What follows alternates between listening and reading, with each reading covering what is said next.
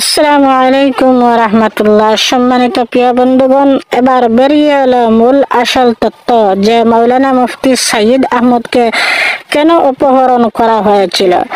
আসলে এর পিছনে অন্য কোনো মূল গোপন রহস্য রয়েছে। তা হচ্ছে ওনাকে একটি ওয়াজ মাহফিলের দাওয়াত দেওয়া হয়। উনি ওয়াজ মাহফিলে যাওয়ার পর ওয়াজ কমিটি লোকেরা ওনাকে রেস্টের জন্য একটা রুমে এক বাড়িতে নিয়ে রাখেন। সেখানে তিনি এই রুমের মধ্যে একটি মহিলাকে একা পেয়ে উলঙ্গ করে দর্শন করার তিনি চেষ্টা করেন।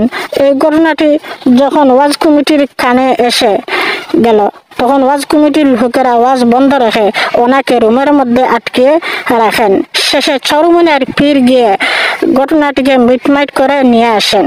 এই ঘটনাটিকে তিনি দামাভাষা দেওয়ার জন্য তিনি আগে ভাগে এসে ভিডিওতে যে বার্তা দেন যে জামাত শিবিরের লোকেরা 2013 সালের ঘটনার দায়ে এনাকে অপহরণ করেছে, যে অস্ত্র নিয়ে ওনার উপরে হামলা করেছে। এই ঘটনাটিকে দামাভাষা দেওয়ার জন্য।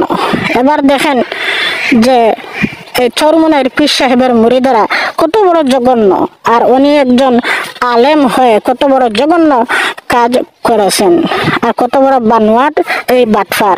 এই বাটফারের এই চিত্রটা আপনারা সবাই তুলে ধরেন, আর ভিডিওটি সবাই শেয়ার করেন, আমাদের সাথে থাকেন। আসসালামু আলাইকুম ওয়া রাহমাতুল্লাহ।